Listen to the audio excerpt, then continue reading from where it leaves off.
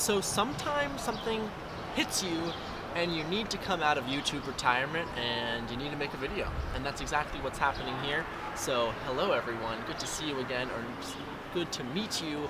I just tried out the Oculus Quest, the new VR tetherless headset from Oculus, from Facebook, just yesterday, and I was so blown away by it and what I think it's going to do for the industry that I just wanted to share my first impressions. If you are new here, I just want to give you a little bit of context. My name is Brandon Powers. I'm a director and a choreographer. I make work between immersive theater and musical theater and new plays here in New York City, and I love sharing my process here on YouTube when I can. And especially in the past year, I have been focused on work in the XR community, work in virtual reality and augmented reality, where I'm able to bring my expertise as a choreographer and as a theater maker into that new immersive reality space, which has been really exciting. I haven't got to share any of that on this channel yet, and I hope to, because I have two really big projects coming up that I think you'll be interested in.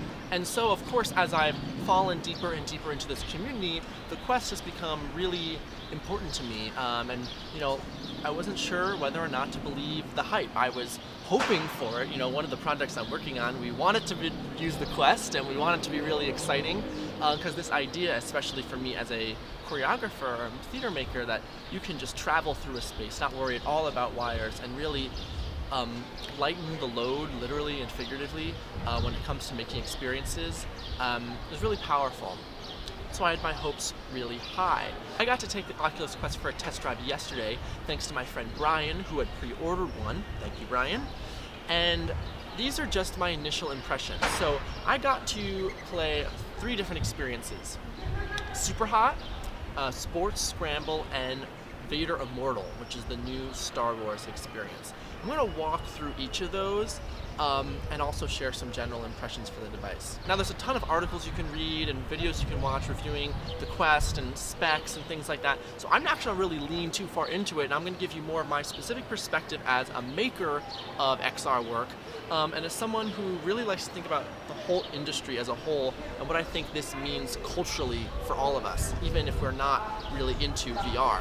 So I'll breeze through things like quality. Hey, I thought the quality was actually really, really good. There's a few little frame rate drops things that were going on, especially as we were casting from the device to his phone, but hey, how cool is that? You can watch someone, what they're doing in VR on your phone, and it makes it a really social experience. That was amazing. Some graphics looked really good. So in Superhot, which was one of the experiences I played, that looked really good. Supposedly they spent years literally optimizing that game for the Quest, and it shows. It looks seamless and beautiful. That's also kind of like a low poly experience, so it makes sense that that's the kind of thing that's going to work best with Quest. When we went to Sports Scramble, which is this kind of wild, almost like Wii Sports plus fun, like kooky characters experience, I was a little less impressed with the graphics. Things felt a little bit choppy or grainy in certain spots. And then in Vader Immortal, I thought it actually looked pretty damn good, again, because that was made specifically for the Quest for launch. They've been working on that title for years, I think almost 5 years, and I'll share this really cool article about it because it totally blew my mind about how long they've really been working on this and how it connected to the whole Star Wars universe. Anyway, that's all I want to say about quality. The headset, I will say, is a little bit heavy. I think there's going to be this thing called Quest neck in the next year or so, because people are going to start hurting their necks if they're spending a lot of time in the headset. You kind of just get used to it, but I don't know if that's necessarily a good thing. But again, just a little bit heavy. You know, they are storing a computer now inside because you're not tethered to one, so it makes sense. Otherwise, though, I thought it was extremely comfortable, probably the most comfortable headset I've ever worn, literally. And I was able to spend a ton of time straight, basically over 2 hours straight in the headset before my eyes started burning, but I was super comfy along the way. So there's just a few main points I want to make about my experience. One is that I felt this was truly the closest to the VR dream that we've all been promised for a very long time, and the hype is real around that. And I think that's for a couple reasons. One is this amazing new barrier method that they have for the Quest, which you might have been hearing about. Essentially, when you're in VR, you're in a headset, and so you can't see the outside world usually, and so you don't want to bump into things, so there's this thing called a barrier, right? The Quest is really amazing in that it lets you set up that barrier with your controllers before you start playing, and has these cameras on the outside of the headset which act as pass-through cameras, so you can be in the headset and seeing the real world. And then when you step into this barrier, you suddenly enter this virtual world. And when I did that, I truly was like, wow, this is what it feels like to get plugged into the Matrix. Any other VR I've done before, you're like, okay, this is nice, I'm going in the headset, and let me do this experience. But this idea of fully entering a new reality never really felt true until yesterday for the Quest. And it really felt like as you pass through this wall, and it literally is a wall of reality, you pass through it and suddenly you are in another space and the whole world moves around you. It's really stunning, and not just is it stunning, it's great for safety and comfortability and makes you want to stay a long time in the other reality. Now I just want to quickly run through these experiences that I got to try and just give you a little bit of insight into them. But mostly Vader Immortal, because that's the big amazing one. So first was Superhot, which is a known experience for VR, but was again optimized so well for the Quest. Because of the lack of tether, I was really kind of moving all over, up and down, slow-mo, fast, and I felt like I could just do whatever I wanted. That might seem really obvious because, Brandon, it's wireless, of course you can move whatever. But until you really have the thing on and you can just do whatever you want, it really doesn't quite sink in of how much your body just automatically stops you from doing certain movements when you are tethered, because that is this tether, if you will, to the physical world, right? And it's that tether to reality. And now that that reality is just gone, you really are able to suspend that disbelief that you formerly really couldn't do. It's really amazing if you play in a giant space. That's not maybe the best for New Yorkers, but I was in Brooklyn at his office, and so he had this really giant open space where I got to play and set out his boundaries. And so in these games that are optimized for Quest, where they know you're going to be walking around, you can do that, right? So I was actually able to not just move my joystick to move forward, but just walk through physical space. And if I saw the edge of a room, I could just walk through that room, pick up objects, and it was really transformative for me. We're going to talk more about that when we get to Vader. So that was Superhot, wireless amazingness. Then Sports Scramble. Really fun, quirky game, something that I would love to actually just play with friends, and you can do multiplayer, which is really awesome. And it was definitely the most realistic sports motion game I've ever played, and that's coming from me as someone who grew up playing Wii Sports and being really good at Wii Tennis. As a real tennis player and baseball player, not legit, but theater person version of sports player, I was doing the actual proper mechanics for both of those sports and then getting the actual proper results. And that was really impressive. I was able to really move my full body again and not worry about anything else but my swing. Now let's talk about Vader Immortal. There's been a ton about it.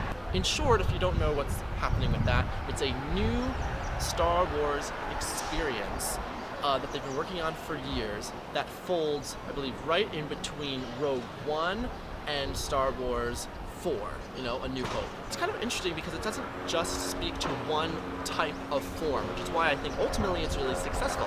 It bridges between video games and immersive storytelling in a really beautiful way. Because, yes, you have to interact with characters and you do lightsaber battle and all that exciting stuff, but you also can't die, and it's episodic, right? And so because you can't die, you're just kind of invested more in the story, and it's never stops. It's seamless the whole way through. And so it's about a 45-minute experience for episode 1. I believe there's going to be 3 episodes released over time. I just played nonstop. I was supposed to leave and let Brian have his headset back, but I ended up just staying in the headset because it was so immersive and thrilling of an experience, and you just wanted to play through the end. This experience was another example of how amazing it is for you just to be able to walk around in a room scale environment. You're on this ship and you can just walk around the ship if you have enough space in the area you're playing in. Interact with those different objects. That really allows you to feel so fully immersed in a new way. For example, when Darth Vader, approaches you, this is not a spoiler, I promise, I actually broadened my shoulders and I stood up straight, trying to prove myself to him. Or when a stormtrooper pointed their blaster at me, I literally put my hands in the air, to show that I was giving over to them. I felt that engaged in the experience, and I truly can't think of a better compliment than that sense of immersiveness. So from my angle, what I want to underline is the reason why these experiences were so successful is because they were worked on for a long time and given the resources they need, and knew the platform that they were making them for. And they carefully combined immersive theater ideas, cinematic ideas, and video games.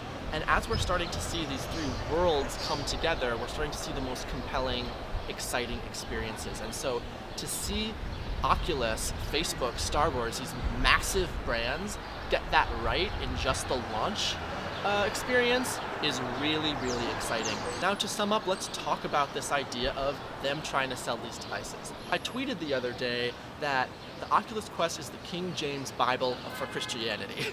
And what I meant by that is that it's the ultimate evangelist tool. Now, Oculus, Facebook, any VR person doesn't need to be their own seller. They just can take this thing that fits in your small backpack and just show it to a friend and say, look, this is how easy it is. This is how fun it is to enter VR. It's not this kind of big, weird, scary, nerdy thing that you have to put this giant thing on your head and be connected to a scary looking computer. That's all gone now. And that is really, really huge. Of course, we knew that was coming, but we weren't sure if the quality was going to be enough to pay for it. And I'm here to say that I think it is. And now, the companies don't have to be the seller. All of the VR makers in the world, they become the seller. And I think this is going to be a really viral product.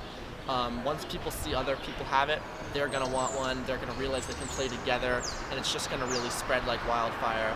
And I predict that entering the holiday season, it is going to be the hottest product. So those are my initial thoughts about the Oculus Quest. It is a truly revolutionary device for an industry that has been waiting for that device that's going to put it over the edge and finally convince people it's the era of VR, and I think it is that device. And so I want to know, have you tried the Oculus Quest?